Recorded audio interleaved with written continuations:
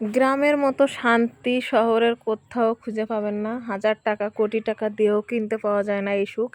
কারণ গ্রামে যেমন আছে সতেজতা, তেমন আছে স্নিগ্ধতা, আবার তেমন আছে সব কিছু ফ্রেশ। তো গ্রামের শান্তি আসলে শহরের ইট বালু সিমেন্টের তৈরি দালান কোঠার মধ্যে খুঁজে পাওয়া যায় না। আসসালামু আলাইকুম, কেমন আছেন সবাই? আশা করি সবাই অনেক অনেক ভালো আছেন। আমিও আলহামদুলিল্লাহ ভালো আছি। আমি আসছিলাম ঈদের বেড়াতে, ঈদে বাড়িতে আসছি। তো ঈদের পরের দিন, ঈদ গেছে সোমবার, মঙ্গলবারের দিন অনেক দাম গেছে মাছের, মানে মাছের অনেক দাম ছিল। কিন্তু এটা আমরা জানতাম না, যার কারণে দুর্ভাগ্যবশত ওইদিন আর বিক্রি করতে পারি নাই। তো বুধবারের দিনই আসলে জেলেরা আসছে পুকুরের জাল টানতে, দেখতেই পাচ্ছেন পুকুরে এখন জাল টানা হচ্ছে, জাল টেনে মাছ ধরা হবে। আর পানিও কমে গেছে, মোটর থেকে পানি দেওয়া হবে সেই ব্যবস্থাও করা হচ্ছে। তো আমাদের পুকুরের মাছ না আসলে অনেক মজা লাগে, অনেক মিষ্টি আর কি খেতে, মানে মাছের একটা স্বাদই অন্যরকম আমাদের পুকুরের মাছের। এখন সবাই বলবেন যে তোমাদের পুকুরের মাছের স্বাদ, অন্য পুকুরের মাছের স্বাদ নেই। হ্যাঁ আছে, তবে অন্য পুকুরের সব পুকুরের মাছ তো আমি খাইনি, কিন্তু আমাদের এখানে যতগুলো পুকুর আছে আমাদের পুকুরের মাছে অনেক স্বাদ, সেটা সবাই বলে। আর এই জন্য যখন মাছ বিক্রি করা হয় তখন আমাদের আশেপাশের সবাই আসে কম বেশি মাছ কিনতে। আর জেলেরা তো আছেই। তো যাই হোক, এখন আমাদের এই মাছগুলো আসলে বিক্রি করে দিব, সাথে আমরা নিজেরা খাবার জন্য মাছ রাখা হবে। আর আমাদের আসলে কিনে মাছ বাজারে যেই পরিমাণে দাম, তো মাছ আসলে কিনে খেয়ে সেভাবে আসলে মজা পাওয়া যায় না। তো এখন মাছ ধরা হচ্ছে। মাছ ধরার পরে এই যে দেখেন, এর মধ্যে মোটর থেকে পানি দেওয়া হচ্ছে আমাদের এইখানে। আর আমি সেই মোটরের পানিতে আসলে একটু পা ভেজাচ্ছি, এত মজা লাগছে না।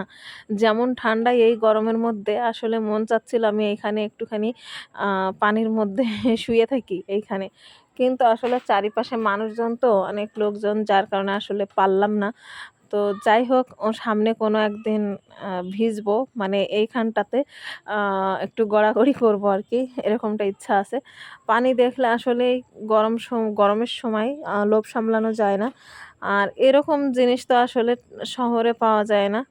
আর আমি যেহেতু একটুখানি শহরের মধ্যে থাকি, মানে একটুখানি শহরের কাছে আর কি, তো এরকম পরিবেশ তো আসলে আমার বাসার পাশে নেই। যাই হোক, অনেক ভালো লাগে। আর আমাদের পুকুরটা অনেকটাই বড়, আপনারা সেটা তো দেখতেই পাচ্ছেন, আমি তো দেখালামই। আর জেলেদের মাছ এক টান দেওয়া হয়ে গেছে, আর এক টানও দেওয়া হয়েছে, এখন মাছ বাছাই পর্ব চলতেছে। এখানে মাছগুলো আসলে ছোট ছোট দেখা যাচ্ছে, কিন্তু আসলে সব মাছ ছোট না। এখানে অনেক প্রকারের মাছ ছিল, তেলাপিয়া মাছ, পাবদা মাছ, তারপরে শোল মাছ, তারপরে রুই মাছ, কাতলা মাছ, তারপরে অনেক ধরনের মাছ, শিং মাছ ছিল, মাগুর মাছ ছিল, এভরিথিং, কই মাছ। তো সব মাছই আসলে ধরা হচ্ছে। বাটা মাছ ছিল, তো বাটা মাছের জন্য আসলে মাছগুলো একটু খুব বেশি ছোট দেখা যাচ্ছে। তো যাই হোক, এখন মাছগুলো বাছাই করে তারপরে জেলেরাও নিবে, আবার আমরাও নিব খাওয়ার জন্য। কারণ মাছ কিনে খাওয়ার থেকে নিজেদের পুকুরের মাছ খেতে অনেক বেশি মজা, অনেক টেস্ট। আর আমি যখন গ্রামে আসি তখন পুকুরে গোসল করে আসলে অনেক ভালো লাগে। পুকুরের গোসল করলে মনে হয় একদম কলিজাটা পর্যন্ত ভিজে গেছে, এরকম একটা সাঁতার কাটতেও মজা লাগে। মানে সব কিছু মিলে অনেক বেশি মজাদার হয়। আর গ্রামে যারা থাকেন তারা তো অবশ্যই জানেন যে গ্রামে আসলে কেমন পরিবেশ। বা যাই হোক, তো আমাদের মাছ মারা আসলে মাছ ধরা বা নেওয়া শেষ, বাড়িতে চলে আসছে। এদের দেখেন এখানে অনেক রকমের মাছ আছে, এই যে দেখেন বাটা মাছ, তারপরে এগুলোকে বলে মিনার কাপ। আমার একটা আব্বু আছে, মানে আমাদের ভাইয়ের ছেলে, ও এই মাছগুলো দিয়েছেও বলে এগুলোকে সোনালি মাছ, রূপালি মাছ। তো যাই হোক, এই যে দেখেন একটা শোল মাছ, শোল মাছটাও বড় ছিল। আর এখানে আছে কই মাছ, মানে অনেক মাছই পাইছে আর কি, নেওয়া হয়েছে।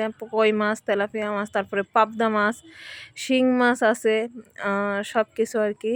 তারপরে ওই যে কী বলে মির্গে মাছ, এই সব মাছ আর কি। কই মাছগুলো অনেক বড় ছিল।